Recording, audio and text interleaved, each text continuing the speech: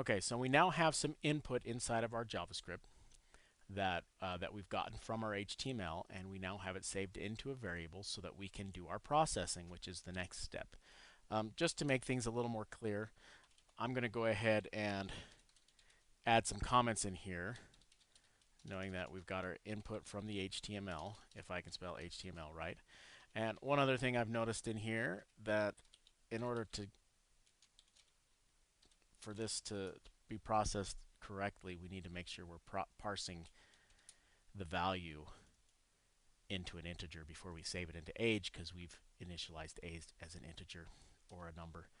And then down here, we're going to do our processing, which is, as we said, the next step in our defining table. Now, the processing we're going to do is going to be very simple. I'm just going to take age, and I'm going to make it equal to itself plus 40.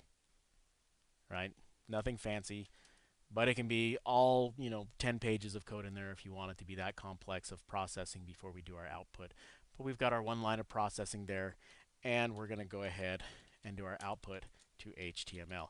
And just like the input require to have an HTML element on the page in order for us to get input from it, we have to have output way to, or a place for us to put output onto the HTML page, and we've typically been doing that with a div element. Now, other people have figured out that you can use other types of elements. There's the paragraph tag people have been putting stuff into. There's a span element that we've talked about in the past. A couple of you guys have asked about different types of elements to use. So the div is one that we can put this on a page, and it's kind of a placeholder that allows us to put stuff into it. Now, when I say put stuff into it, as you can see, if I put stuff in the middle of the tag, it shows up on the page, right? And by putting stuff into a tag, that's kind of what we're talking about here. And this attribute has a specific name, and it's called the inner HTML. And you'll see as the input that we put in here for our input was called the value of this element, the inner HTML is what's in between the beginning and the closing tag. So what we basically want to do is we want to take whatever output we have here that we want to show to the user, and we want to put it in the inner HTML of this div so that it's visible on the page. And we do that once again with the document get element by ID.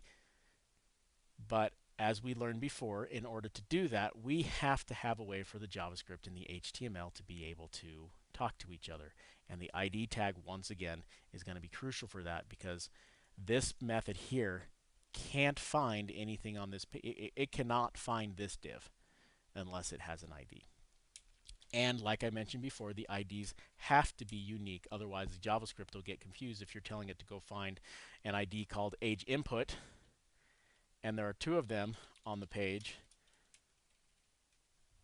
It's going to be really confused and not know which one to grab. So obviously we need to have a very unique name, and we're just going to, just to be unique and consistent with the thing that we've got going on. Once again, I struggle with the spelling.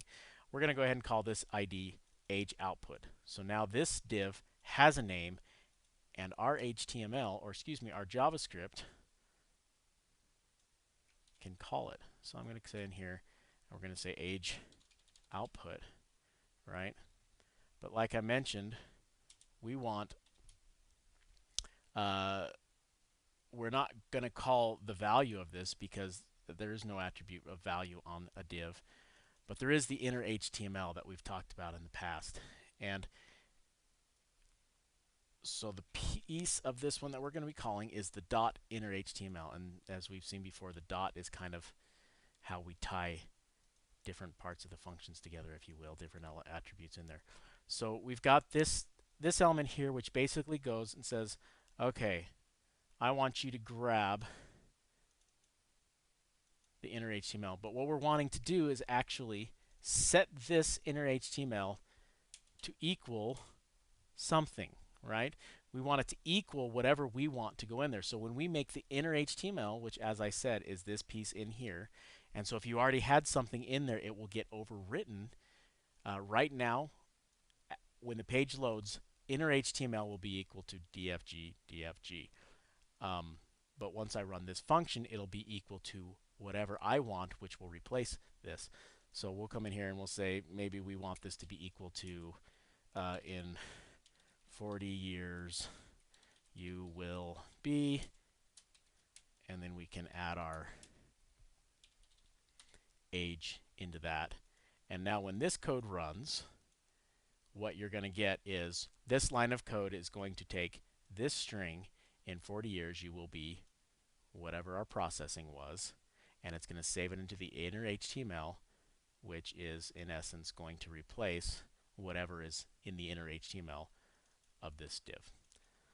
Now that's how we link our output from our JavaScript out back into our HTML.